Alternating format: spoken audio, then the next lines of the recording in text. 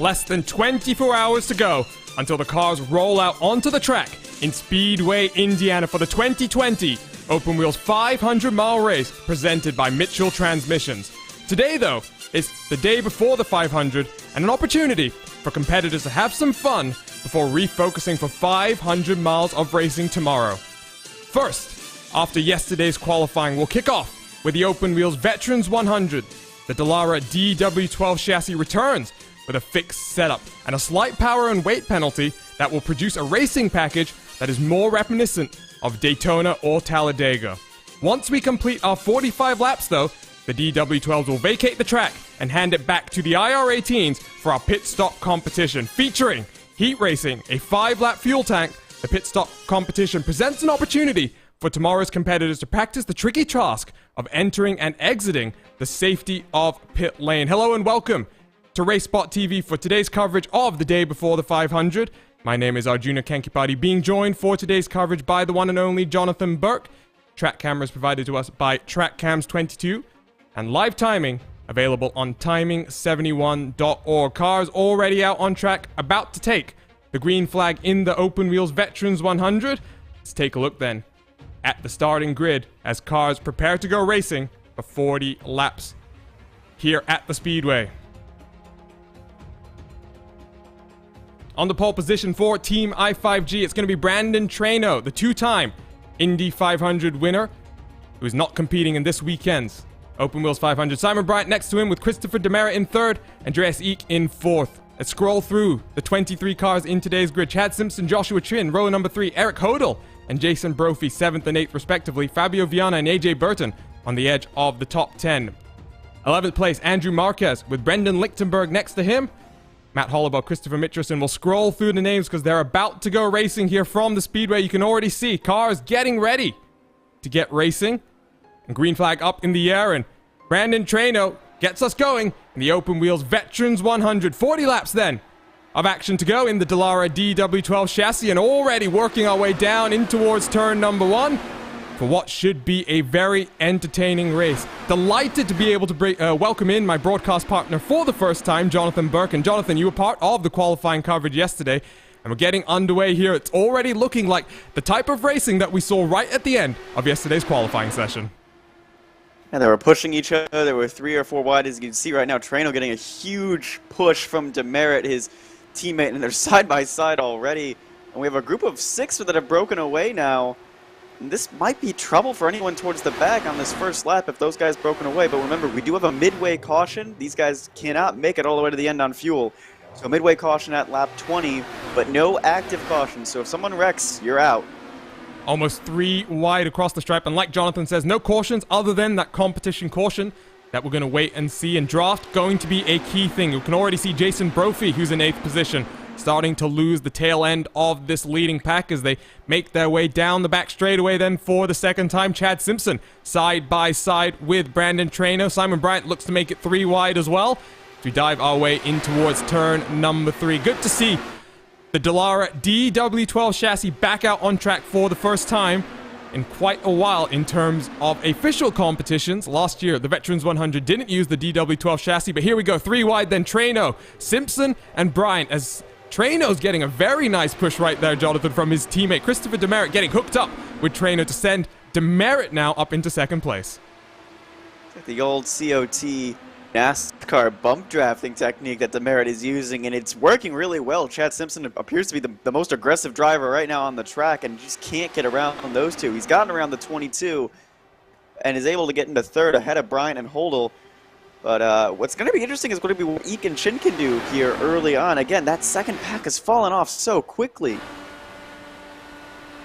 And we jump on board with the king of chins himself, who won the 2018 broadcasted Indy 500. Chin currently sitting in 7th. You can see the gap there to Jason Brophy as he's going to make his way around the outside of Eric Hodel. So now the gap between 7th and 8th, about 1.5 seconds as Chin works around the outside, sweeps down past Eric Hodel. You can see in front of them as well, Traino is now having to defend as Simon Bryant tries to make his way to the front, accompanied by Chad Simpson, who can see, though, already, Jonathan, we were talking about... Look at that rear back. Look at that rear pack. It's just madness back there. Exactly. This rear pack is more interested in fighting amongst themselves, Jonathan, than really trying to catch up to those guys out front. They are just now waiting until that competition caution to be brought back into the main pack. It's going to be about track position late in the game, and respectful racing so far as well. No one getting turned and no big collisions have happened. And this is just really interesting. You see the 63 Viano, who's normally an all-black scheme, running a green scheme, as they're 3 wide. Leading that pack right now is going to be the 88 of Brophy. And again, he's lost touch with that lead pack, and he's going to have to wait for the caution to come up. But yeah, they're just 2 wide all the way around. Jump back to the front pack because Traino and Demeritte still holding that inside line. Chin now trying to join them and bump up their speeds. Look at that, 4 cars trying to stack up on the outsiders. I think that's Eric Hodel dives back to the inside, potentially outside line right now. Simon Bryant, Chad Simpson, and who's that? The 76 for Andreas Eek. So On the inside, that will be Hodel. Remember, no caution, so you want to be very respectful here in the early stages of the race. Already going to finish lap number 5 as Demerit pushes his teammate across the stripe. And that might be something to watch out for, Jonathan. You might need that help from your teammate coming across the line for the final time. This is all just setup work, is how I like to call it. It's all about teams and drivers just trying something out, trying to figure out what runs are going to work, and all about just planning and trying to execute best on that final lap of the race. I think Demerit and Treno have also had experience working with each other and kind of trying to do that, whereas Justin and Brian on that higher line just have not been able to coordinate very well. They both have gotten close, and they both really want to take this lead away. But right now, the 144 and the 9 are hooked up way too good.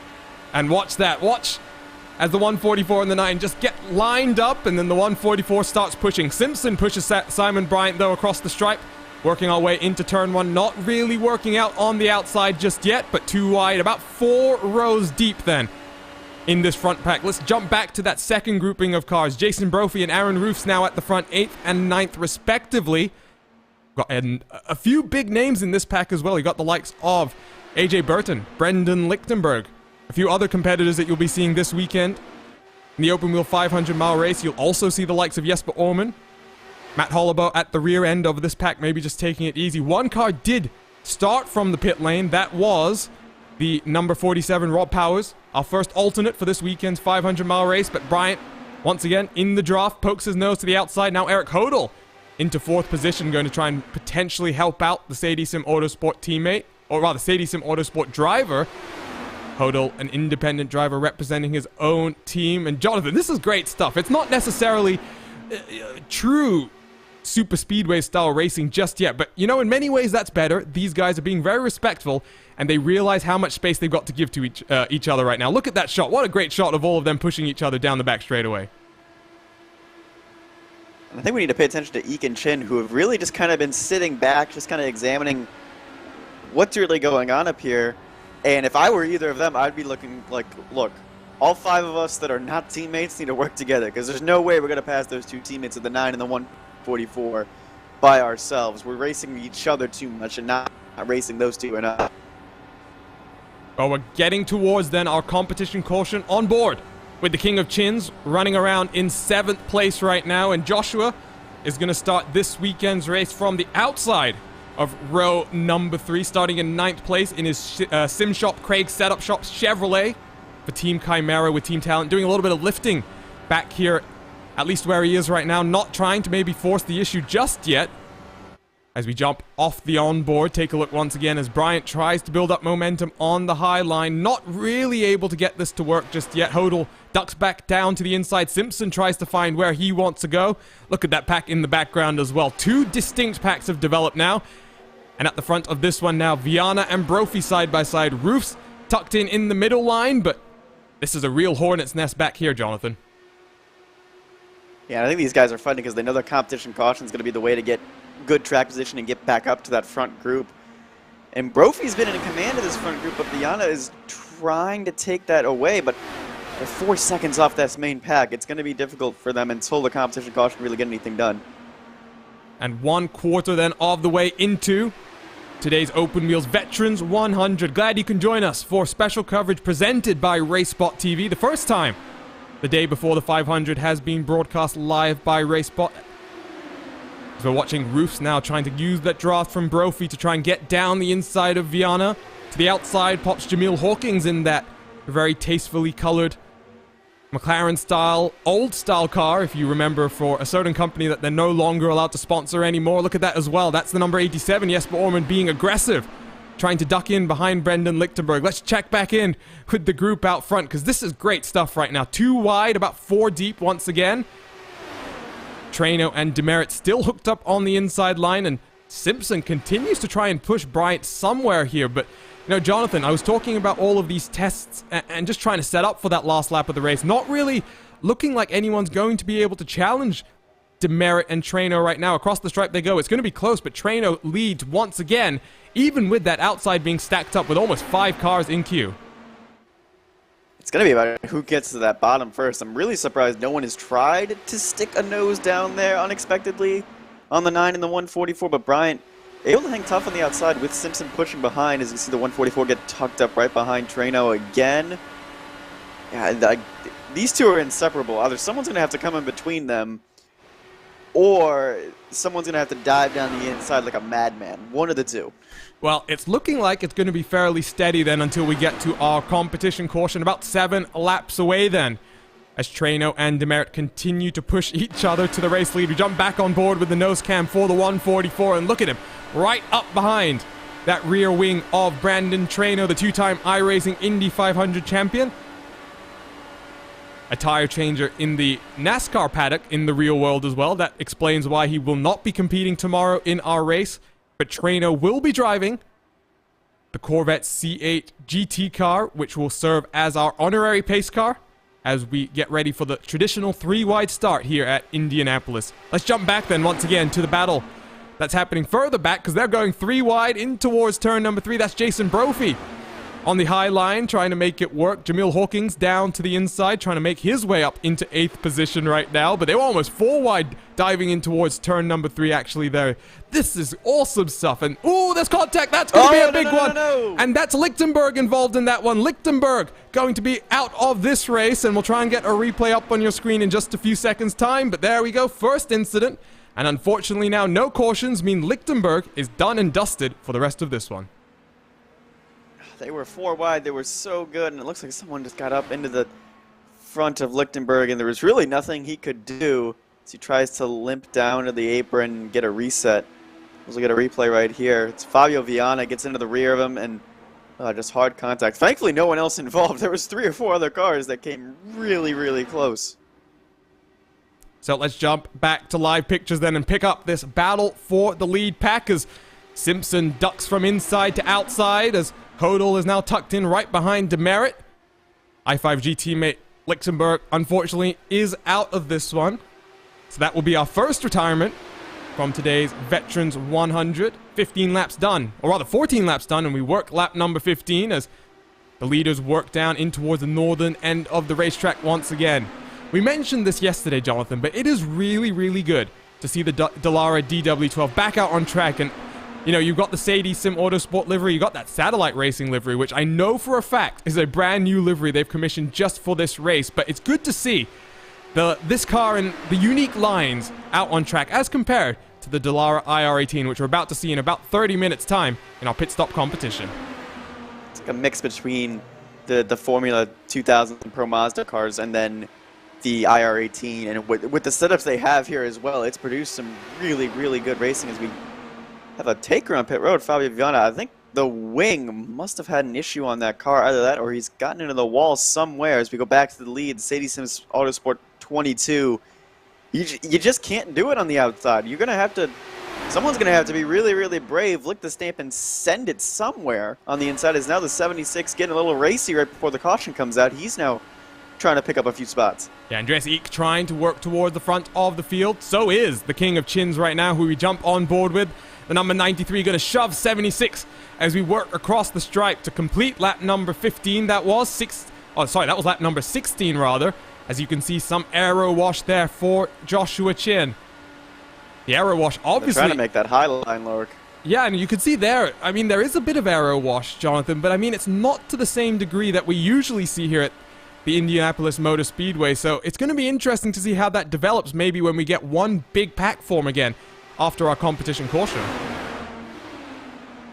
Yeah, because they split up so soon. Hawkins started at the rear of the field and has worked his way up towards the front of this, so good on him. But he's got Orman on the outside and Brophy, who has been in command of the second pack the entire time. I don't know how racy these guys want to get. That was close. That was close. Orman almost got shoved into the wall and then turned by Brophy on accident. So here they come across the stripe then, about 9 or 10 cars currently in a pack. I was talking about racing more reminiscent at Daytona or Talladega. That's exactly what's unfolding on the screen right now. Jump back to the battle for the race lead as things stand, just a few laps away from our competition caution. They're almost 2 wide, 3 deep. Sorry, 3 wide. 3 wide, 2 deep. I was getting my numbers mixed up there. Demerit, Bryant, and Eek all side by side. Is this going to work out? Just a few laps to go until our competition caution. It works out for Trano, and Demerit continue to lead this race. Andreas Eek now, though, on the outside as Bryant for the first time ducks to the inside for just a few seconds, pops back outside to try and get that push from Andreas Eek, but Chad Simpson now taking a bit of a breather. Just a few moments ago, Jonathan, I think Simpson doesn't want to get involved in a crash right now. No, but Andreas Eek was the one that was getting really, really aggressive on that high line, made it through wide, and that was unfortunately the best chance I think you had of breaking up the two i5G cars from the bottom. We saw Demerit have a little bit of a gap back to Trano. That was probably the best chance, is all the way down to the inside. I think that's Orman trying to be very defensive in that second group. So we're about to cross the stripe and get the competition caution to be flown for a one and only caution flag in today's race. Order as it stands: Trano, Demerit, Bryant, Eek. Bryant's going to try and pip Demerit at the line. What's it going to be? Looks like he's got the run. That's a photo finish across the line. We'll wait for the competition caution to be thrown. Doesn't look like it was coming out on that lap, so maybe it's the end of lap number 20. We'll wait and see. Nope, there we go. Competition caution is out, so we'll wait and see exactly what the positions are going to be, but just one lap's time, Jonathan. All of these cars down onto pit road. That's going to be a key stop to make sure you can get track position and don't screw up coming into your box. And it looks like Demerit was able to hold on to second. And correct me if I'm wrong, is it a single file restart or is it a double file restart? That is a very good question, and the answer: single file restart. So that's going to be hectic. And I mean, Jonathan, it's the thing. Brian was so close then to trying and breaking up those two. That's what he needed. He needed to break up the 144 and the 9.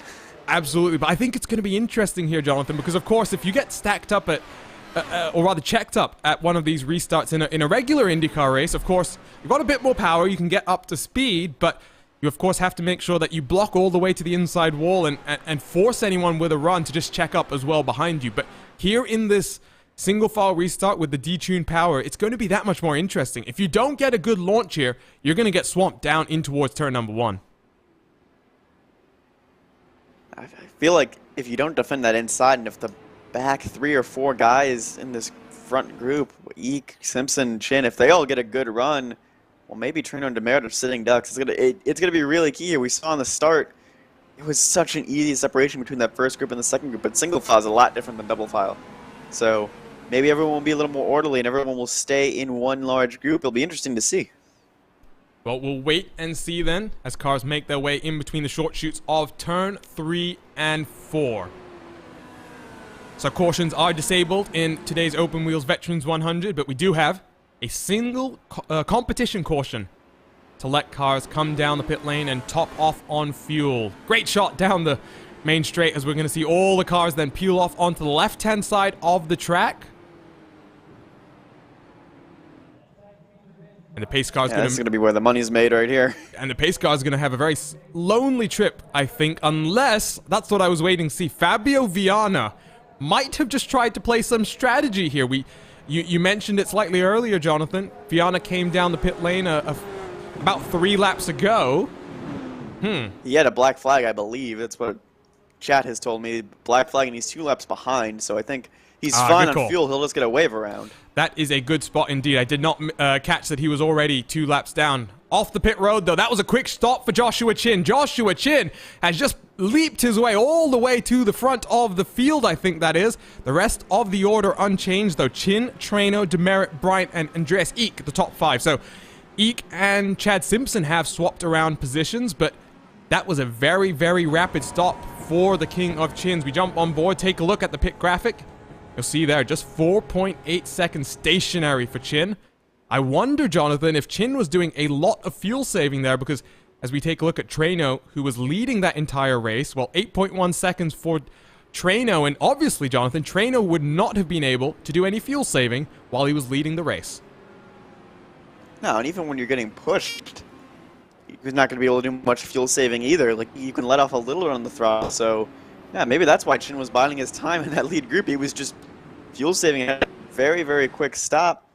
But the key here, I think, is Demerit and Trano are still together, but now Chin is in front of them. So we'll see how those two want to respond and react to this. Yeah, this will be an interesting call. How does Chin now play the next 17 laps or so. At least one more lap under caution, by the way. That's going to have to let the 63 of Viana go. He was having a good run until the black flag. Probably, I'm guessing, for avoidable contact with the number 10 car. I can confirm.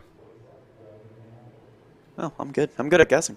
Tanner Watkins in the official race session has laid down the penalty. That's why Viana did have to come down the pit lane. Lichtenberg. It's only our only accident so far, which has been really, really good, really clean and respectful racing. But, you know, as we get closer and closer to the checkered, it's going to get a bit more hectic.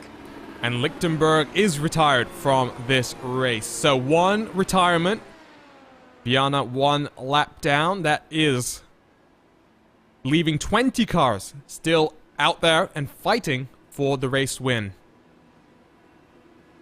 Show you the now top. Everyone's back together as well. And we'll show you the top 8 as they stand. Chin from Trano, Demerit, Bryant, Andreas Eek, Simpson, and Hodel. That was the lead pack before the competition caution.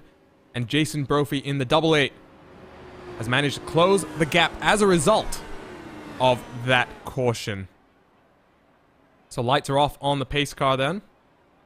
Just a reminder, if you aren't already following RaceSpotTV, make sure to head over to YouTube, Twitter, Facebook, and Twitch, and follow us on all of those channels. If you aren't already subscribed to us on YouTube, what are you waiting for? Hit that red button, hit the bell next to it to be notified every time we go back live for racing action, as pace car is about to peel off onto the relative safety of pit lane, leave the field in control of the number 93, Joshua Chin.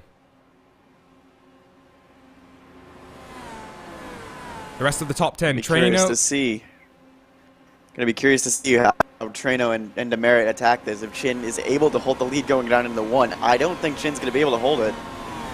Well, Chin doesn't have any teammates that close. Eek, his closest teammate, top 10, Trano, Demerit, Bryant, Eek, Simpson, Hodel, Brophy, Orman, and Matt Holliber, all behind Joshua Chin. But pace car then down onto the lane for the final time this race, and Joshua Chin picks up the throttle, and across the stripe we go. 16 laps to go here then for the Veterans 100, and the Dallara DW12 chassis roar back into life, and already separation forming at the front of our field. We're riding on the back of Joshua Chin as Demerit and Trano start to form up and try and close already. Look at the run that they're going to get. Chin's going to defend to the inside line, and that forces the two i5G cars up to the outside. Around the outside they're going to go, and they've already cleared Joshua Chin down in towards turn number 3. You look further back as well. Almost 7/8 tenths of a second now separating Chin and Eek in 3rd and 4th. And all of these guys fighting hard is not going to help them as they try and reel in the 3 cars out front. Those top 3 timed it perfectly on the start. And unfortunately, I think caught the rest of the pack napping, as there's now a huge gap from the top 3 to everyone else back. They're still fighting for position. There's a car, it looks like, on the outside wall. It looks like the 30 of Hawkins. Jamil Hawkins, who had, again, started from the rear of the pack, got all the way up into 11th. What has happened? Oh, just a bump, and there he goes. Slight contact made. Let's see if we can get maybe an aerial look at this one and see why that red and white car that always reminds me of the older McLaren liveries is in the outside retaining wall. That is the number 8 on the inside. Nate Burke, side by side across, or rather through turn number 4, just a slight touch. And that sends Jamil Hawkins into the wall and puts his hopes to bed in this Veterans 100. Back to live pictures though, because the front 3 cars now have a 1.7 second advantage. So right now, Jonathan, this really is only looking like a 3-horse race. And all the while, you see there, just in the back of your picture, these guys are fighting hard, and they're not really closing up on those 3 guys out front. Well, no, this is the first time you see like the 02, the 87, and the 88 really in this conversation. Oh, these are some guys that the front pack has not raced with, the Eek and the 22. So it's going to be a little bit different for the first few laps. Jamil Hawkins, by the way, has come down onto pit lane, so it's going to be another car dropping off the lead lap in this one. Great shots, by the way, of the Dallara DW12s as they make their way at speed around the Brickyard once again. Jump back to the battle out front, because I'm going to ask you a question here, Jonathan. What can the King of Chins really do here other than wait for the cars in front to have issues? He's got no help, he's got no draft, and Demerit seems very content to push his teammate to the race win right now. When will Demerit say, I want the win? Like, you can't be the support role the entire race. That 144, like, has to want it. We talked to him yet in qualifying. Like, he was a little bummed that Treno was a few tenths of a second faster. Like, that, he's gonna want to pull out at some point, and that's gonna be the point where Chin might be able to attack. But as long as they're single file right now, like, they're safe. Treno has the lead. He's led almost every lap so far. And he pokes his nose to the outside, tries to just work that momentum potentially through the corner, but they're really already at terminal velocity, and that is not helping the King of Chins as things stand. Gap between third and fourth, though, up to 2.2 seconds. So let's take a look at this battle pack, because they are having some fun. 2 wide, almost 3 deep for a second there, and we're now splintering off into about 4 different packs, as you can see there on your screen. So this is the battle pack between 4th through 10th, then you got a pack from 11th through to 15th, and then 16th on back the rest of your field. So 4 different packs, and well, right now only one of them any chance of fighting for the race lead. Let's take a look once again, though. Chin tries to try and close the gap as they work down across the stripe. Not going to be close enough once again. 12 laps to go, Jonathan, here. Yeah, it's just going to be having to plan his move and waiting to see when does Demerit come out and try and make a move. Like, it's all really Chin can do, as we see back here. Andreas Eek has been leading this battle pack, but Brophy, first time trying to break into the top 5, has Simpson helping Harbo on the outside as well as they head down this long straightaway. 22 has the advantage of the inside, but Eek is clear by a good margin, maybe even taking a little bit of the air off the front wing.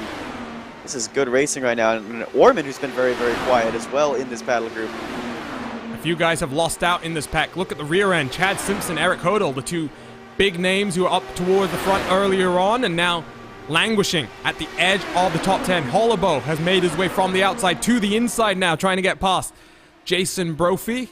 Brophy in that green and yellow colored car now loses 1 more position, as Simpson is going to try and carry some momentum on the high line now, get that draft working down this back straightaway. Hollabo now putting some more pressure now as he tries to round the outside of Andreas Eek and work up into 4th position from further back in the pack. Left-hand side of your screens, you can follow along with the top 18 as things run. You can watch all of the battle packs, and another reminder, live timing is available at timing71.org. Out of turn 4 then we go. Across the stripe, it's going to be 10 to go this time around. Treno, Demerit, and Chin now lead by 3.2 seconds. They are just pulling away by... let's see if we can pull a graphic up on our screen here, Jonathan. But, I mean, there's no competition right now between those front 3. There you can see about 0.3 of a second every single lap. Well, they're not fighting. Jin's just sitting there, just being towed along happily by the I5G guys. And back here, it's just a free-for-all. There's no friends. There's no making, good draft partners right now. It's just an all-out brawl. And Eek seems to be the most dominant of these cars back here, but Brian has been very aggressive, and Harlebo really has not been towards the front of the pack at all. And he's showing a lot of good speed. Look at them slicing and dicing as they try and find some track position. Simpson to the outside, trying to follow Brophy here. Oh my word, this is looking like a real hornet's nest in terms of activity. This might be the one to watch in terms of incidents in the final 9 laps, because what used to be 2 different groups is now merged into one big group, all the way from 4th on back to 16th place. So 12 cars currently in your shot in the middle of your screen right now, and it's Andreas Eek getting pushed by Simon Bryant, as now AJ Burton looking to the high side. So one of the other I5G teammates trying to have a nice run late in this race. Simpson to the outside around the car he was pushing for much of the first portion of the race. Now looks to push Jason Brophy as Eek switches to the high line, leaves Bryant to the inside. Hodel forces it 3 wide on the outside as well. Here comes AJ Burton on the high line, pushing Hodel around turn number 1. Simpson going to lose out and dive down onto the inside as 2 wide, about 3 deep. We go through turn number 1. This is fantastic stuff, Jonathan, and this is all just a prelude to tomorrow's race. We're not necessarily expecting the same type of racing action, but again, a lot of these drivers racing tomorrow, and the same level of respect is what I'm expecting to see. There's only been 2 accidents, and they've been very, very minor, just light contact, nothing too major. And again, this huge pack has now formed of everyone trying to race, but Eek is still the dominant one of the drivers. Brian is close. Chin is... Oh, I thought he was trying to get ahead of Demerit, and he's not been able to. I was hoping a little bit that he was able to break up these two. It's going to be his only way to victory. So he can find a way in between the 144 and the 9. They are just inseparable. Well, I think he actually was scored as second that last time around, so he's working, testing here, trying to get the run. Great run down the back straightaway for the King of Chins, but he's going to stall out without any help in front of him. Traino's going to take the shorter distance on the inside and retake the race lead. What's Demerit going to do here, though? You were mentioning it, Jonathan. At what point does Demerit try and contend for the Veterans 100 win again? As well, rather. 7 laps to go. We're going to cross the stripe with 6 to go then. Chin ducks back into line. Not working this time around, but clearly Chin is developing a strategy here. Managed to get up into second for a moment. 6 more opportunities then to try and find a way past Brandon Traino. Focus back on the second battle pack as Andreas Eek continues to lead it. Now 5 seconds behind the top 3 out front. Simon Bryant now getting a good dose of draft, and he's going to bump along the number 76.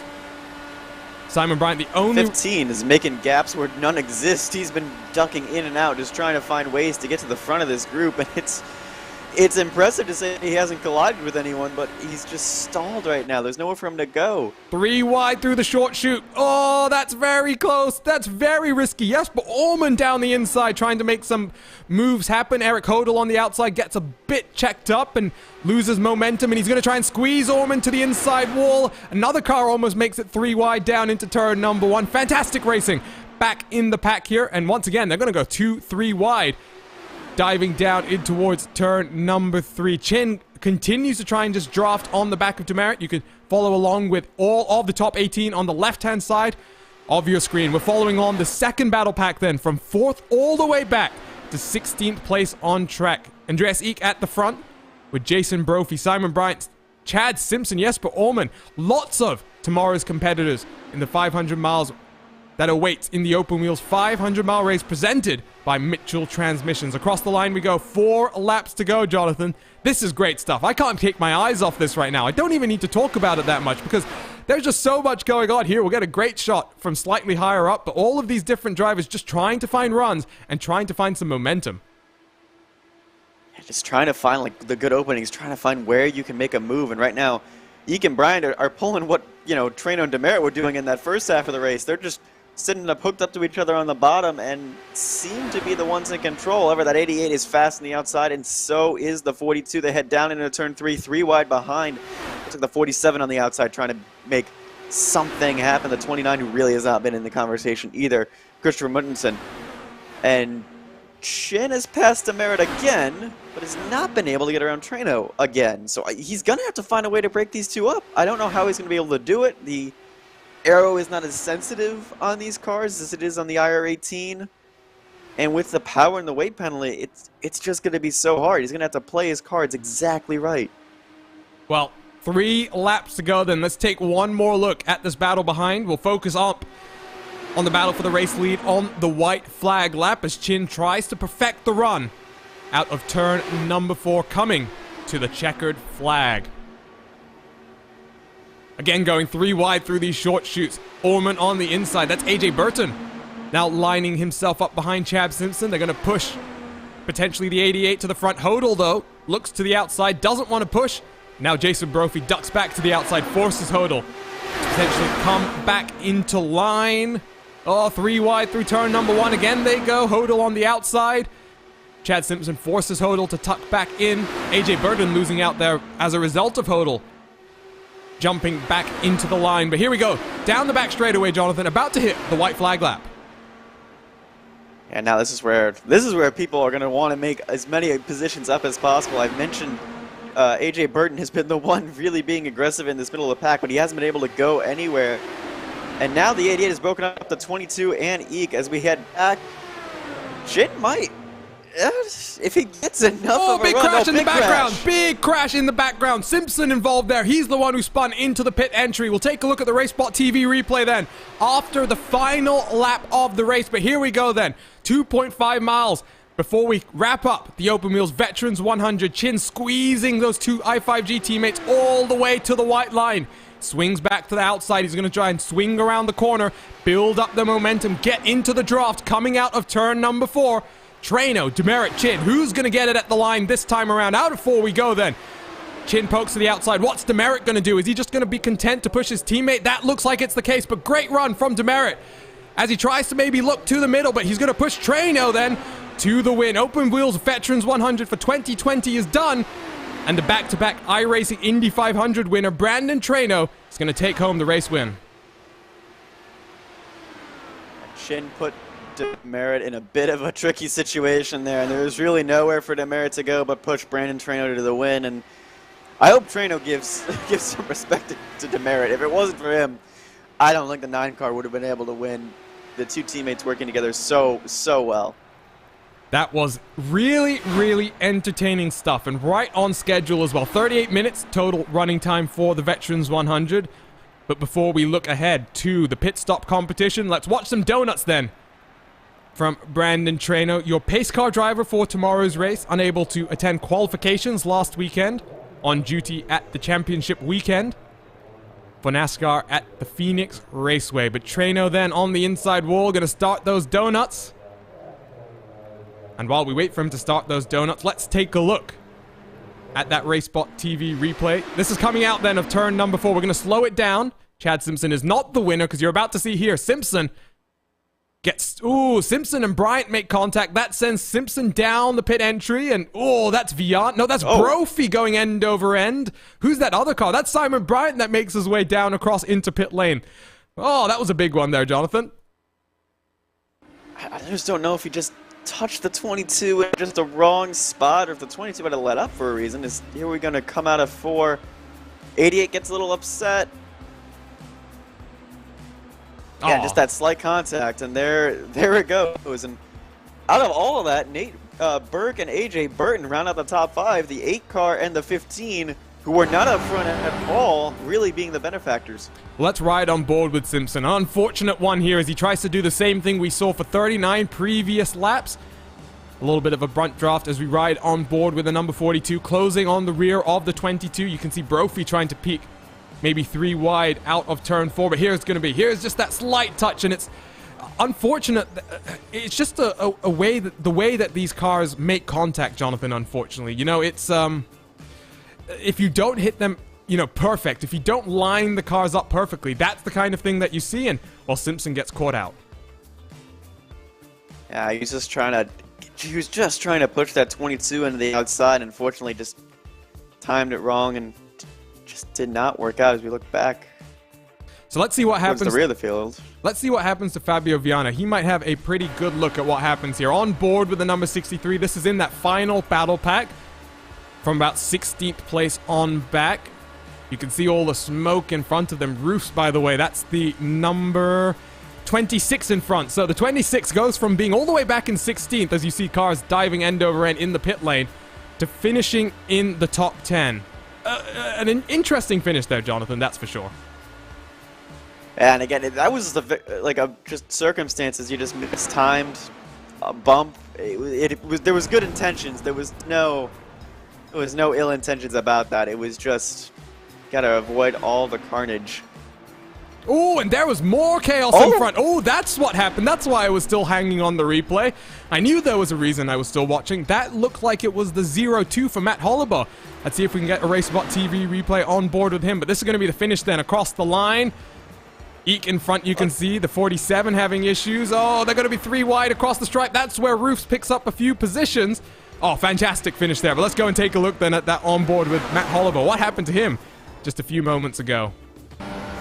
Yeah, that explains a few things, actually, because I noticed Andreas Eek was all the way down in 9th. I was like, how did that happen? So we coming out of turn 1, going into 2. No. This is coming into turn number 4.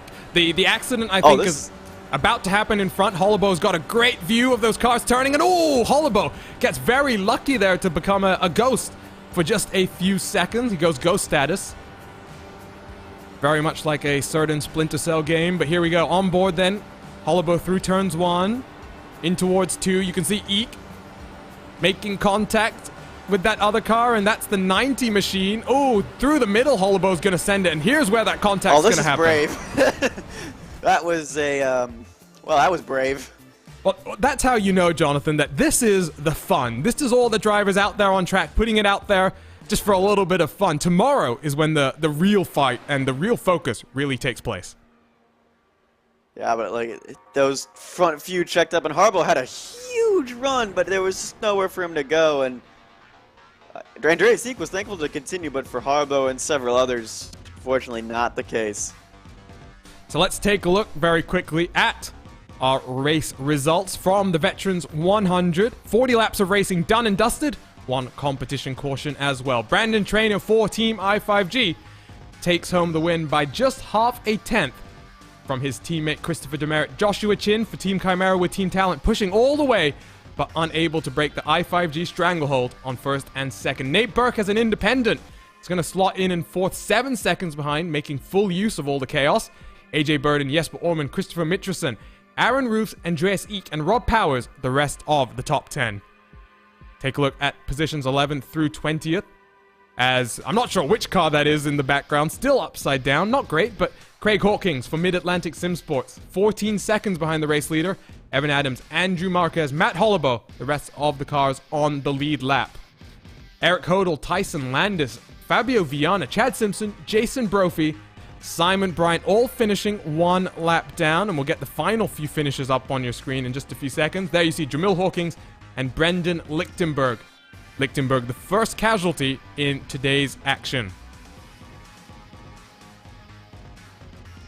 So let's take the time then to bring in some of our drivers who just finished up the Open Wheels Veterans 100. And let's bring in the i5G duo then of Brandon Traino and Christopher Demerit, who for much of that race were lying 1 and 2, with Demerit pushing Traino to the lead. And Traino, let's start with you.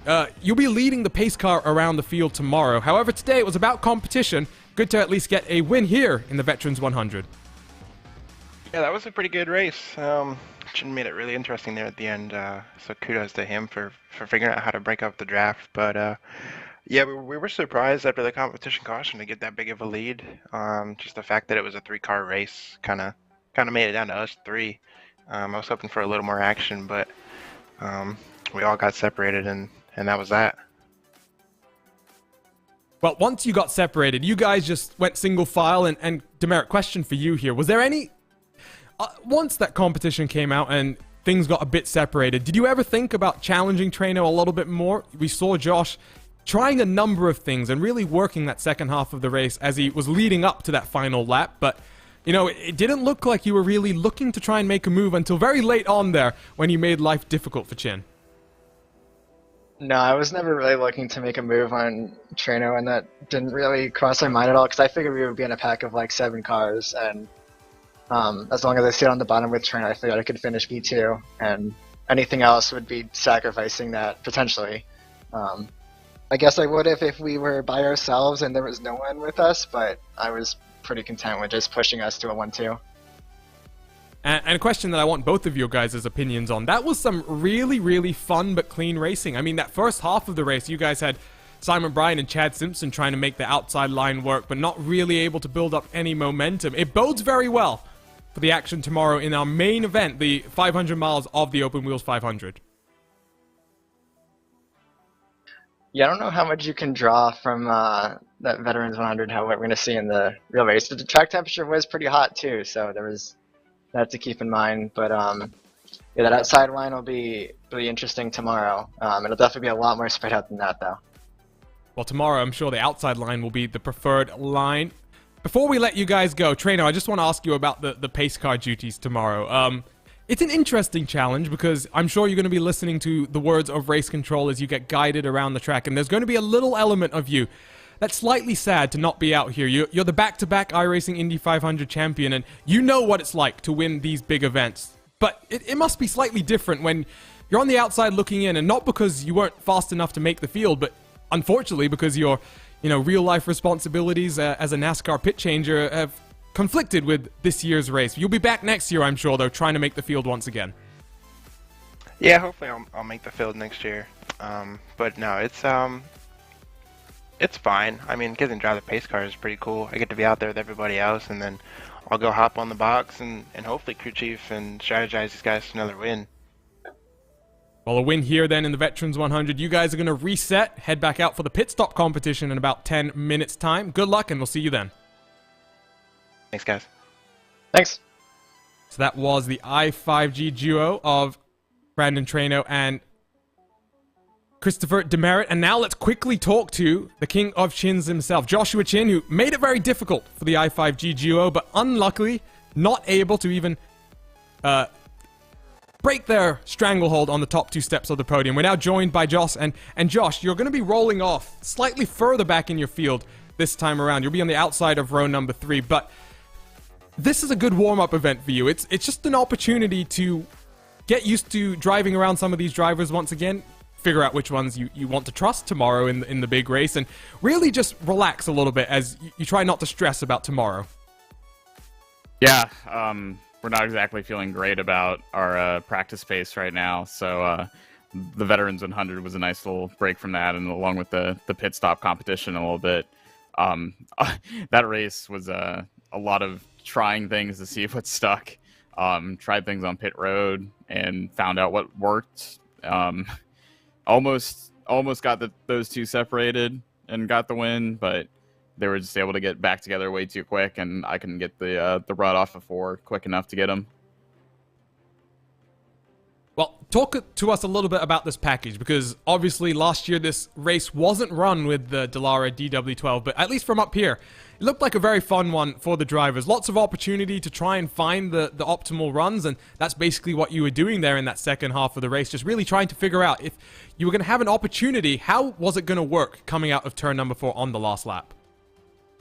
Yeah, ultimately bump drafting kind of played into it a little bit. I don't know if we were actually bumping or just right up on top of each other's wings, but you could kind of sit there and just go. But as soon as one set of cars started doing it ahead of you, everyone picked up pace in that same line. So ultimately, not a lot of people really had to do it. It was just the one set of cars doing it. Everyone would go. So then the goal at the end was to race Demerit tight off of 4, or I guess tight going into 4, to try and get him to lift so that he would take longer to get back up to Traino and push him down the straight. And I got close. I think 3-4 laps to go. It was really close in the front stretch, and he barely led the lap at the line. And I think if I had been able to do it a little bit more aggressively that lap, I probably could have gotten it, but I didn't want to wreck out of it, especially with us all having a 5-second lead on the rest of the pack behind us. Well, they're now going to reset, Josh, head back out on track in a few moments' time in the Dallara IR18 for the pit stop competition. Talk to us a bit about that. This is a good opportunity, in my opinion, for some of you guys to just get a bit more practice in terms of entering and exiting the relative safety of pit lane, because you proved it. I hope you don't mind me bringing this up, but last weekend in the CIS 500, you had a little bit of an issue coming down onto the pit lane. A good opportunity for you and for the others as well to just really practice that. And that's something that I think a lot of people don't necessarily do in their regular practice routines. I knew that was going to come up at some point with this being the pit stop challenge. Yeah, it's something that we have to do, minimum 3-4 times during the 500, because we'll get the long green runs. So it's honestly a really good chance to get practice in. It's not 100% accurate to what we'll be doing in the race just because the setups are different, but you can kind of get the general feel of where you'll be braking and kind of what you need to do to position yourself with other cars nearby. For the actual 500, it'll be a little bit different with setups, because a lot of the setups tend to pull a direction when you hit the brakes. So it'll be easier doing this today than it will be tomorrow, but it's definitely still a good reference point and kind of get reps in doing it. Well, Josh, we'll let you go, because not only do you have to join into the new session, so do we. So thanks for joining us, and good luck then in the pit stop competition. Thank you, guys. So that was Joshua Chin representing Team Chimera with Team Talent, driving the Sim Shop Craig Setup Shop Chevrolet, the number 93. And, well, Jonathan, we had a little bit of a rush start to this broadcast. Didn't have much time to really run through the grid, but we can finally say hello to you for the first time in the RaceSpotTV booth. I'm sitting here at the virtual IMS right now. I'm trying to get in the spirit. Well, hello. I'm trying to get in the spirit. You know, that mindset. I can't be there at the track, but I can still be there in spirit, and about to get ready with the pit stop competition now. And just like I was saying, a good opportunity for drivers to practice getting onto pit road, because that's something that, you know, usually you will only do once you finish the full run rather, and a lot of teams might not be doing consistent 30, 33 lap runs out there on track, wearing down the tires and having to encounter that difficulty. So just an opportunity here for something slightly different than normal. Something slightly different, a little bit more opportunity for drivers to adapt and such. Getting them down pit road is always a challenge, no matter what you're driving. It's such a tight pit road, and you're coming off of 4 at a very high speed, a very high terminal velocity. So you need to be able to slow down good. So this is going to be really, really interesting and really exciting to watch.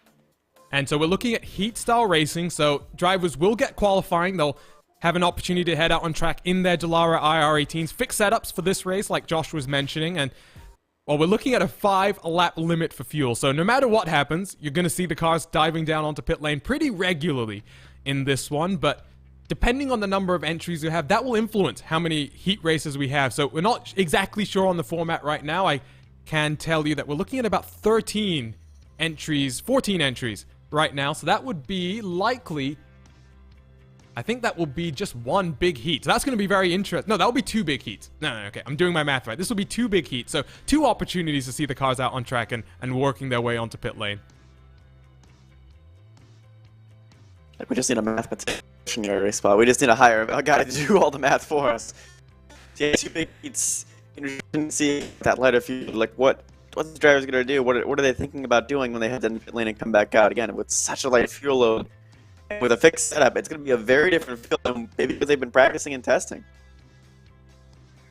But we're going to take a short break here on RaceSpotTV before we get ready then for the pit stop competition. Qualifying is about to kick off in just a few moments' time, but be right back after a short break. Just a reminder, follow us for more sim racing action across all of our channels: YouTube, Twitter, Facebook, and Twitch at RaceSpotTV. If you're not already subbed to us on YouTube, what are you doing? Hit that button, hit the bell as well to get notified when we go live with all of our racing broadcasts. But for now, we'll see you in 2 seconds' time after these messages from our partners.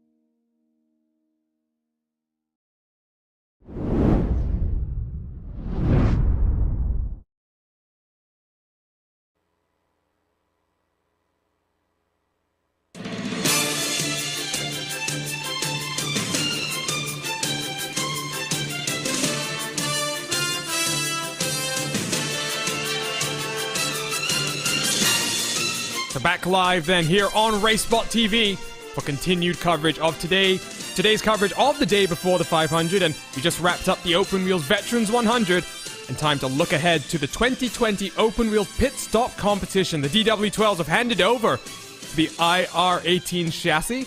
Let's take a look at the qualifying times as they come in. My name is Arjuna Kankipati, joined by Jonathan Burke for this one. Track cameras provided to us by TrackCams22.com. Car cameras provided by our very own Tyler Maxon. So 2 and a bit minutes still left in qualifying. Drivers out there setting their times, and Jonathan, excited now that we've passed it over back to the IR18s. I love this chassis. It's just such a good looking Indy car in my opinion, especially with that aero screen. And now we're about to get started for the pit stop competition, which should be just as much fun as the Veterans 100 that we just watched. Nothing really serious, nothing on the line. As you see that, boom, someone get into the wall right there. We just changed this drive and he's already into the wall. But it should just be a little bit more fun, a little bit more relaxed in the main event tomorrow, and like everyone can sit back and kind of enjoy and laugh. As we're looking at now, Adam Blocker in the 74, making a few laps around.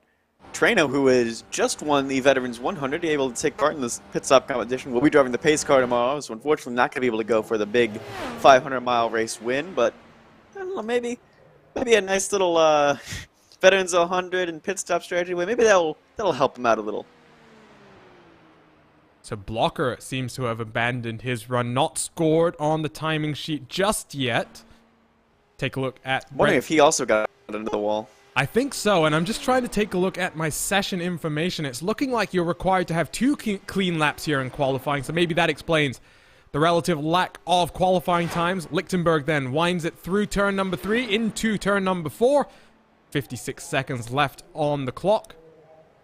And just so you guys know, anyone that you're now going to see those car images for will be a competitor in tomorrow's Open Wheels 500-mile race. We've not got the entire field. You do have a few representatives from various teams. Right now, Trano, Adam Crane, Andreas Eek, Jason Brophy, and Andrew Marquez. The only 5 drivers that seem to have 2 clean laps underneath their belt.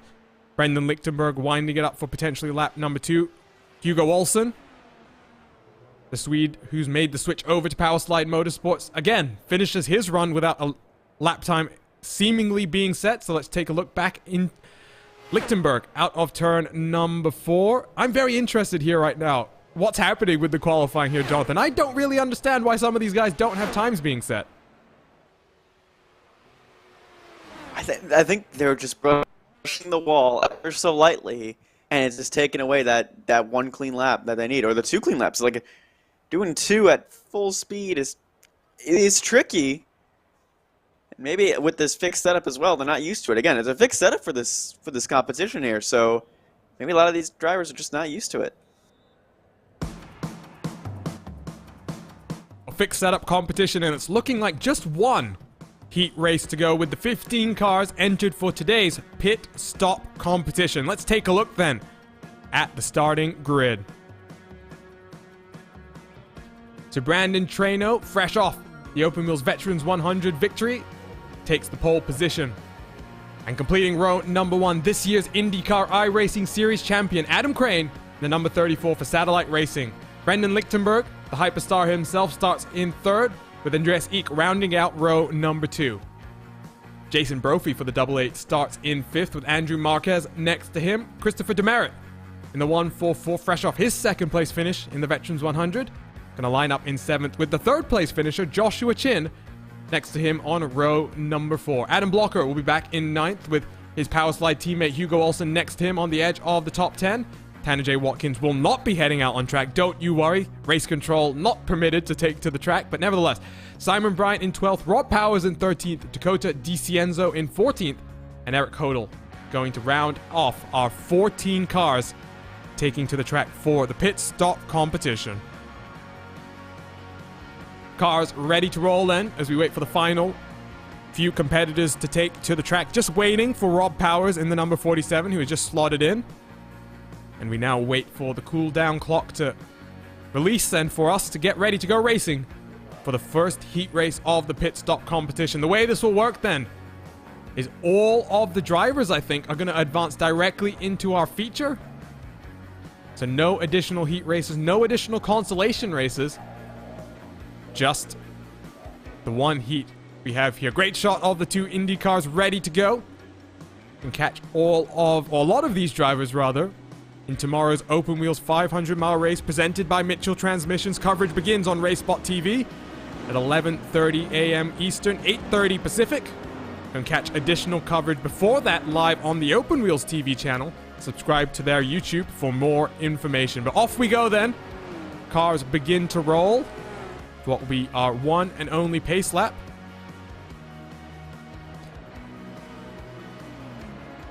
And for those wondering, this is a 12-lap heat race. So Jonathan, expecting these cars down onto pit lane a total of 2 times in this heat. That's going to mean a little bit of flexibility in terms of when you want to come down the pit lane, but I think for the most part we will see teams spread themselves out and not try to all commit to the pit lane at the same time. You'll lose a little bit of draft, but I think the more important thing here is not losing the time on the pit lane. Now just trying to make those in and out laps key, just trying to do as best as you possibly can getting in and out of the pit lane. And again, 2 chances to do it, so that I think that's even more stressful than just 1. It's 2 chances for things to go wrong. And I mean, it's going to work up towards 20 laps in our feature race, so even more opportunities for things to go wrong then. We work down the most northern end of the racetrack, turn number 3. Pace car about to dive down onto the safety of pit lane, where our 15 competitors will be making various trips down throughout the course of the next 12 laps. You said the safety of pit lane. I don't think it's going to be very safe in a few moments' time. I always say relative safety because it's only as safe as the next person coming down the pit lane. But that Ford Mustang about to peel off then. Brandon Traynor going to be in control of the field once again. Fixed setup race here. And off we go then. Traynor gets a really good jump there. And already, look at them, single filing out. Crane, Lichtenberg, Eek, Brophy, Marquez. Brophy, the first car to really challenge down the inside of his teammate. Andreas Eek in towards turn number 1. Blocker in the background has already lost out to his teammate, Hugo Olsen, who now tries to harangue the back of Christopher Demerit. As all the cars are going cleanly through turns number 1 and 2. Traynor pulls out to the inside line, defends from Adam Crane to the outside. Brophy down the middle, though, splits the difference and the momentum. What in the world? The momentum from Jason Brophy has just propelled him into the race lead, and now Team Talent's Brophy has to look behind him in his rearview mirror as now the charge comes from Traynor, and that's Crane in the 31, right behind, 34 rather, right behind. He just said, I'm going to lick the stamp and send it on lap 1. I don't really care how many Indy 500 official races you 2 have won. I don't care if you guys are the favorites tomorrow. Nope, I'm sending it. An interesting strategy starting to develop. Take a look on the left-hand side of your screen again. You can follow along with the 14 cars in today's field as Crane's going to draft up to the back of Brophy, slots himself down the inside into the race lead. Traynor, 0.3 of a second behind, but interesting to note here, Joshua Chin, I'm not sure exactly what's happened to him, but he's fallen through the field right now, currently lying in 13th place. He started much further up, but here we go then.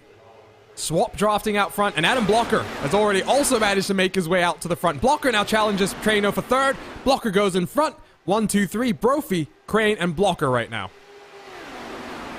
Maybe Chin's pulling out a big brain move. He had one in the Veterans 100 where he was able to get the lead and then contend for the win. So maybe he's got a strategy that no one else is really thinking of, but that 88 remains in the lead. Crane looks to the inside. Blocker is now moved all the way up into 3rd place. Traynor slipping back, but that's probably an okay thing. And conserving a little bit of fuel, maybe getting an extra lap or 2 might be useful. Olsen almost ran into the back of Andreas Eek, and there you can see that yellow power slide car trying to find a way. Blocker looks to the inside of the wall. Crane's going to block him off, but here comes Olsen with another great run, and he's going to work himself up into the top 4. Traynor around the outside is going to try and hang it on there, but on the inside, Olsen does have to tuck back into line, and now Andreas Eek tries to get the run, and these fixed setups are producing some great racing here in the day before the 500. 4 laps done. As now Traynor goes to the outside, tries to retake the race lead, 3 wide in towards turn number 3. Blocker drops to 4th. This is great stuff out front, but focus now looks towards pit road. We're almost in that pit stop window. 5 laps is the maximum capacity. We'll see who dives onto pit lane this time around. It's a whole heap of cars. You got Trano leading that charge. That's going to be dicey. That's going to be dicey. That's going to be dicey. Oh, the poor cone. You've got, who else is there? Jason Brophy, Simon Bryant, Rob Powers, Andrew Marquez, Eric Hodel, and Joshua Chin all down on pit road safely. Chin has lost out a little bit there in regards to the entire timing. Let's jump back to the battle out front, though. 4 cars still out there. They do have Demerit, Lichtenberg, and DiCienzo behind them as well. So these top 4 cars all in the draft as the 2 Power Slide teammates now 1 and 2. Olsen down the inside of Blocker. They'll be down on the pit lane this time around, though, Jonathan. Yeah, I'm wondering if this split strategy is going to prove a big difference here for any of these drivers. I also noticed on Chin's car, it looked like he had a little bit of damage on that front wing as they're slamming Contact. on the... Oh, my goodness. Eke into the back of Blocker. I don't think Blocker is too happy about that. Oh, the damage to the right rear of that car might already be done. You can see Blocker crabbing down the pit lane. That is not helpful. That is not what you need here in the pit stop competition. We'll see if Blocker is going to spend longer in the box, but we'll wait and see for the rest of the cars to start filing around there. Trano, Brophy, Simon Bryan, and Rob Powers going at it as well.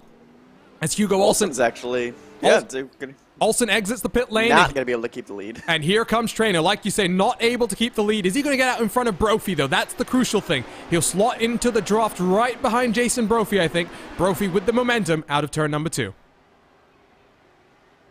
Yeah, Brophy lost a few spots before coming down pit lane, and now is going to be able to get to the inside of Olsen. Cuts him off going into turn 3 as side-by-side go the 47 and the 22 into turn 3.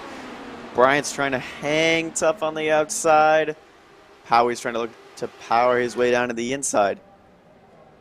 So that first cycle of pit stops is done. Blocker, by the way, if you are curious, has unfortunately had to, well, call it quits. You can see they're already 1 lap down. He will probably still be in our feature race. We'll see what's going to happen. Eek has had to spend 19 total seconds in the box getting repairs after that contact. So like I was saying, opportunities for these guys to practice their pit lane etiquette. What else has happened here? Adam Crane has lost out quite a bit. He's dropped all the way to the back of the field here, Jonathan. I'm not exactly sure why. Let me see if I can figure this out on my replay. Yes, he was racing up towards the front, and maybe there was a bad cycle. He was almost involved in that collision on the way down to pit road. I'm wondering if he picked up damage as the 39 of Olsen goes to the inside of Brophy into the 1. Is going to have enough momentum. Brophy hanging tough on the outside with this fixed setup. It's a good, solid setup, especially with that low fuel load. Really easy. Is now race spot replay? Yeah, let's take a look what happened here very quickly. We'll jump back further. It was on the entry here, and we're still catching the tail end of it. But here we go. Olsen and Blocker side by side. Eek tries to slow the car down. Does Crane lose out as well here? Crane is a bit slow on the inside, and he lets the 2 i5G drivers go around his outside there. Interesting call from Crane. But there you can see that was the contact that meant that Blocker. I wonder if he ran out of fuel. He might actually have done so. That is a very good call. You can see him going very slowly. Cars back down onto pit lane, though, for the second time. You can see Trano, Brophy, Bryant, Hodel. The first 4 cars as Marquez also joins them down on the lane. So the top 4 as they run, Olsen, Demerit, Powers, and Lichtenberg. The only 2 really out there, though, you can see Demerit getting a good draft right now from Olsen, and they'll be down on the pit lane probably the next time around, I think, here, Jonathan. And it's going to be a matter of getting on cleanly. They're so close together, too. You're going to have to give each other space, which is why Blocker and then the 74 of, no, 76 of Eek are not able to do it. But now they're able to go another lap here, which may be crucial into trying to leapfrog those front few. I think, see a few coming out of the pit lane. I think what's happened here is Olsen and Demerit are just trying to go as long as they can. 5-lap stints both in the first and second stage. Stage of the race. But if you look at the likes of Trano just getting up to racing speed as well as Demerit uses that draft, weaving down the back straightaway.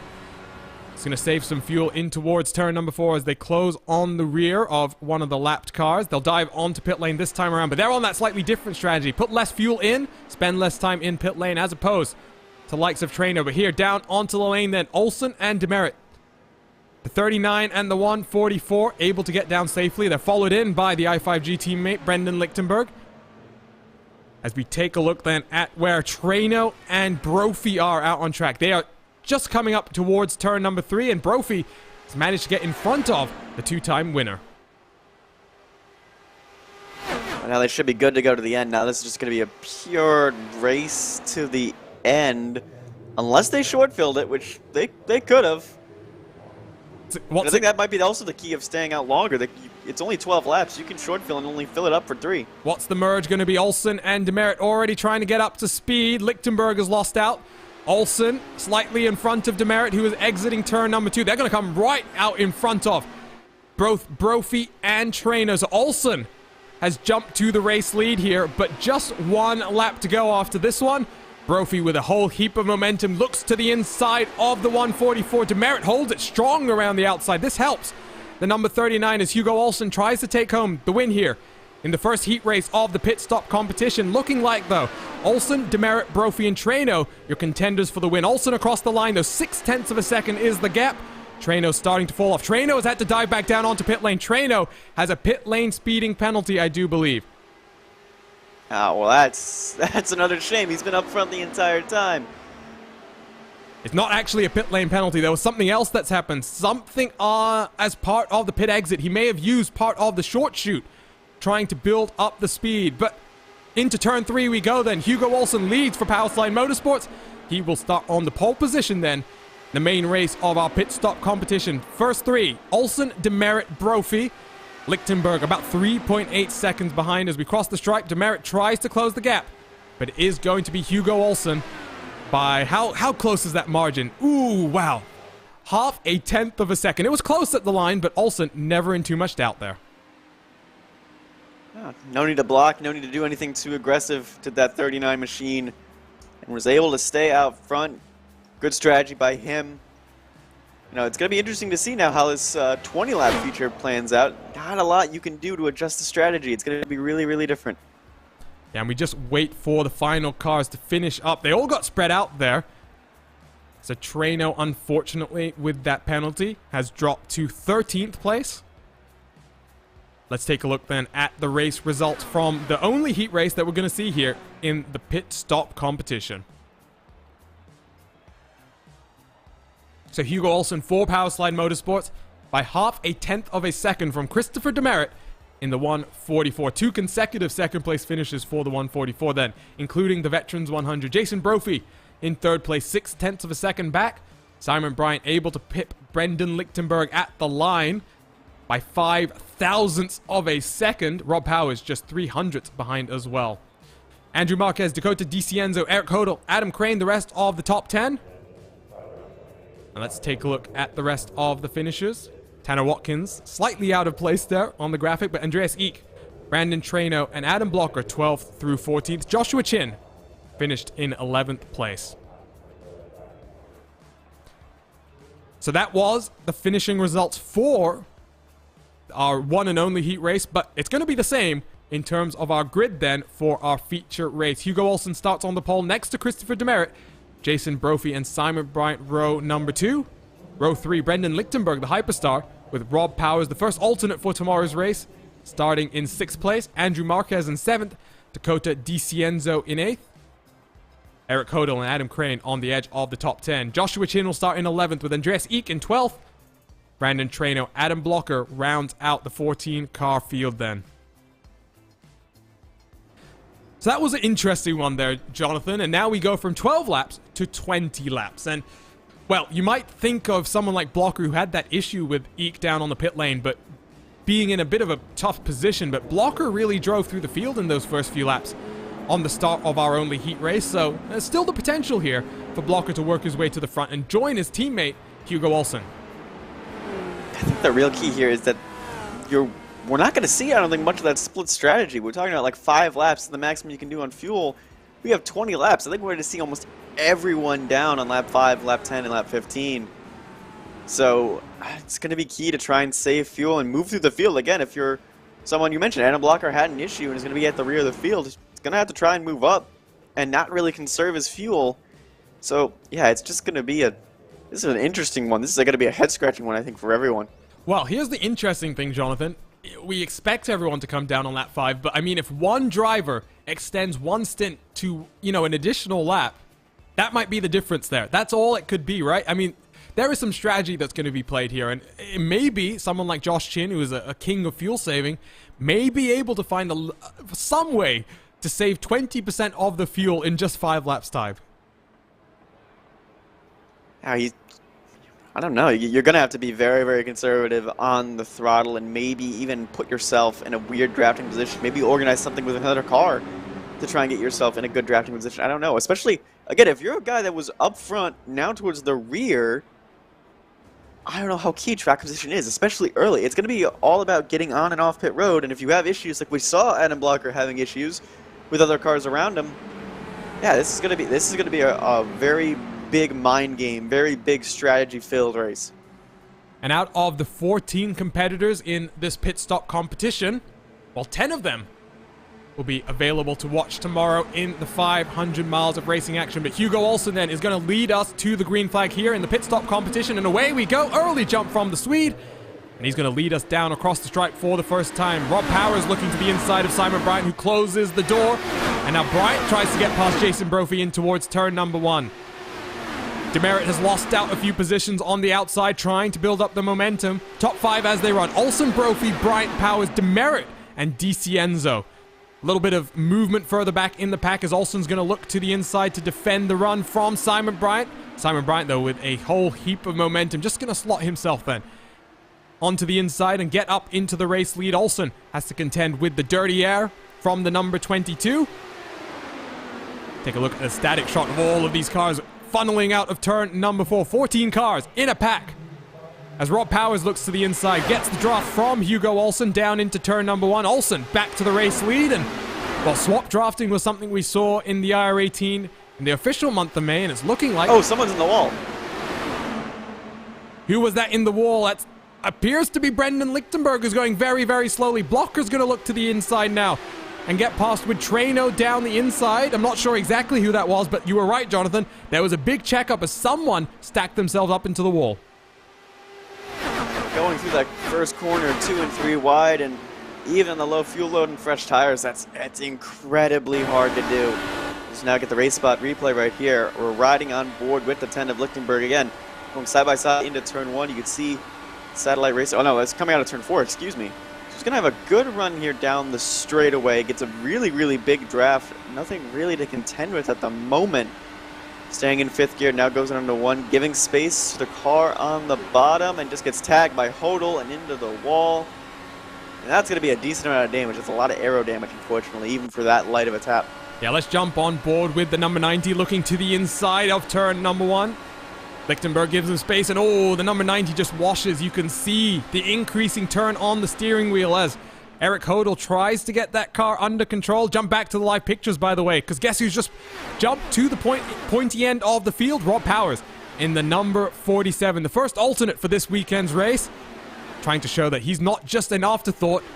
Didn't make the field, but he's got some pace. In the number 47, drives for Team Talent with Kinetic Racing. And a lot of the Team Talent members in tomorrow's race. 10 of the representatives in the 33-car field from Team Talent. If Powers makes it into the field and none of his teammates have to drop out, that will be 11. So a full third of the field. As you can finally take a look on the left-hand side. There he goes. Left-hand side of your screen, you'll see the positions as cars are down onto the pit lane. Rob Powers and Simon Bryant, Eric Hodel, the 3 takers along with Andrew Marquez.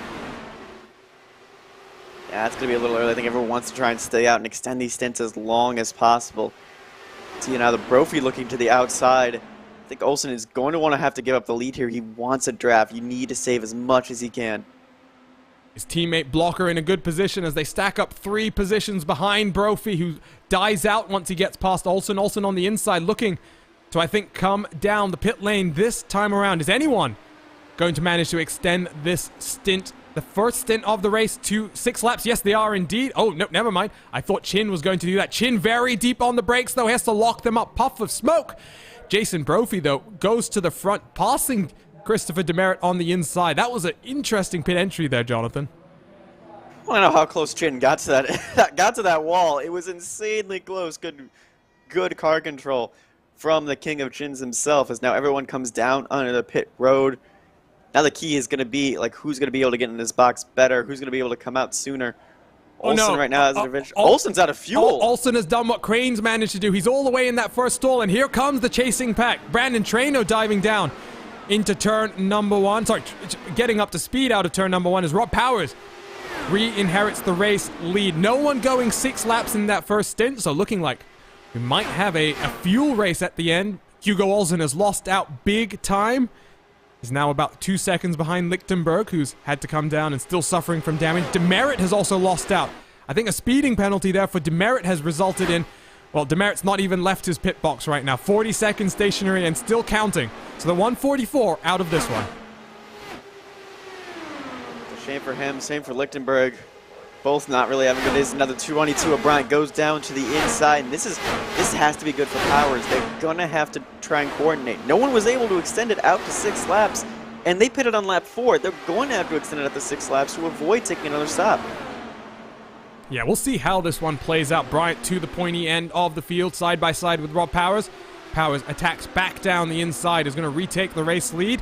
0.6 of a second is the gap to Jason Brophy in third, who has a further 0.4 of a second to Adam Crane.